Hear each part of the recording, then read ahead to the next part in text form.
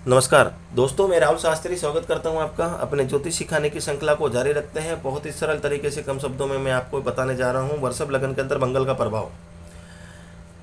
ये जो लगन है जिसमें दो लिखा है, ये वृषभ लगन की कुंडली। पहले भाव में दो, लगन में दो, तो वृषभ लगन की कुंडली हुई। अब मंगल 12 भाव में कहीं ना कहीं जरूर होंगे, तो हर भाव में वो किस तरह का रिजल्ट देंगे, किस तरह के इफेक्ट होंगे, यही मैं आपको बताने जा रहा हूं। तो जो लोग वृषभ लगन के हैं अर्थात ज्योतिष सीखना चाहते हैं तो महत्वपूर्ण है ये वीडियो। अब थोड़ा बारीकी से चर्चा करते हैं। पहले वृषभ लगन के अंदर मंगल के बारे में थोड़ा सा समझ लीजिए। मंगल अग्नि तत्व के ग्रह हैं और ग्रहों में सेनापति माने जाते हैं। आपके पराक्रम के कारक हैं, क्रोध के कारक हैं, फिजिकल एनर्जी के कारक हैं, बॉडी के अंदर शारीरिक शक्ति के कारक हैं, छोटे भाई बहनों के कारक हैं, भूमि के कारक हैं, फाइनेंस के कारक हैं। और मेडिकल एस्ट्रोलॉजी से बॉडी के अंदर जो हड्डी होती है, वह हड्डी के अंदर जो मज्जा होता है उसका, साथ ही साथ ब्लड, हीमोग्लोबिन, इससे वो संबंध रखते हैं। तो मंगल अगर लगन में ही बैठ गए तो यहाँ पे मांगलिक योग बना देते हैं, पर घबराने वाली कोई बात नहीं। यहाँ पे बैठा हुआ मंगल मांगलिक योग जातक को बनाएगा। मंगल थोड़ा सा जल्द में काम करने वाला, शीघ्र क्रोधी, साथ ही साथ फिजिकल एनर्जी से बहुत अच्छा। बॉडी के अंदर जातक के अंदर कुछ भी कर गुजरने की बहुत देखा जाता है कि वो जल्दी आलकसी नहीं होते, बॉडी के अंदर एनर्जी की कमी नहीं होती जब मंगल अगर लग्नस्थ हो जाए। बट निश्चित रूप से क्रोधी स्वभाव का बनाता है, एकदम मुंहफट स्वभाव का जातक को बना देता है। गंभीर पर्सनैलिटी और बदन अच्छा जातक का, फिजिकल एनर्जी की दृष्टि से बहुत बढ़िया। हालांकि क्योंकि सप्तमेश और द्वादश बन के मंगल बैठे हैं तो निश्चित रूप से व्यापक होता है, संघर्ष लाइफ में देखने को मिलता है।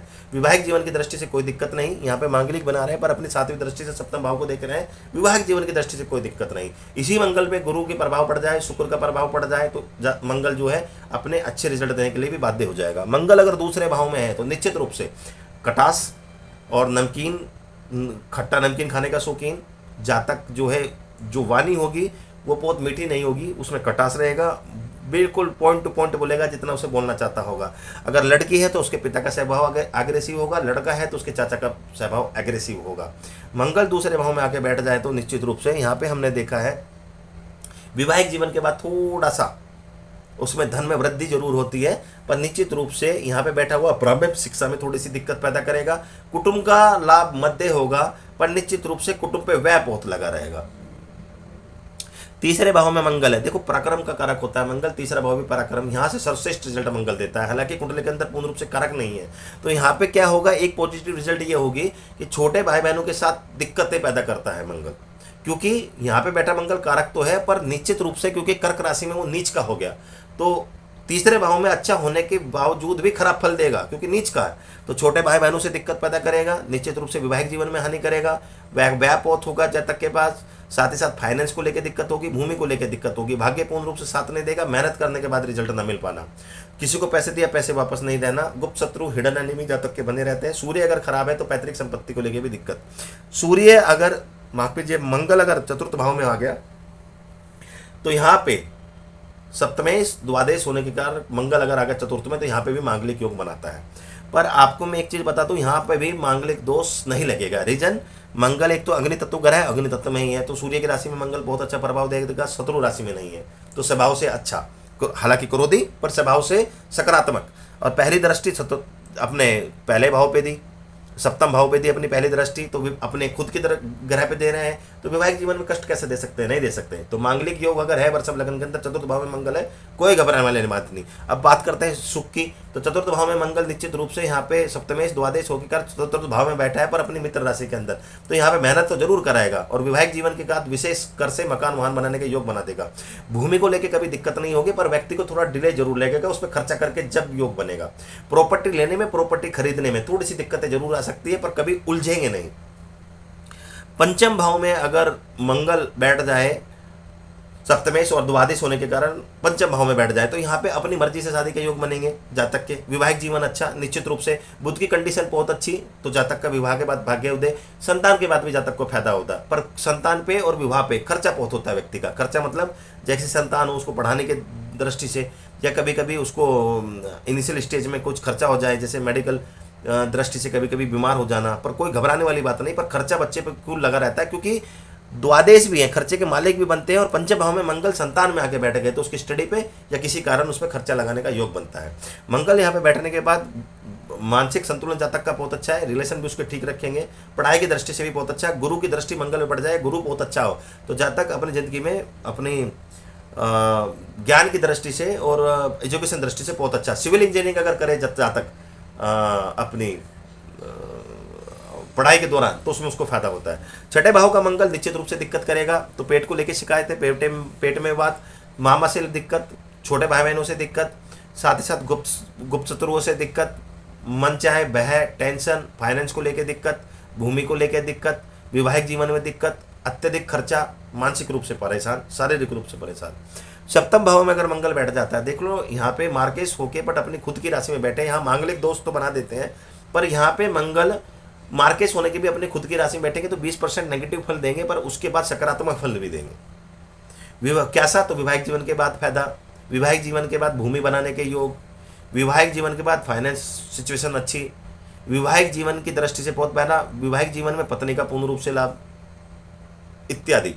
अष्टम भाव में मंगल निश्चित रूप से मांगलिक दोष बनाएंगे, यहाँ मांगलिक दोष गड़बड़ होगा।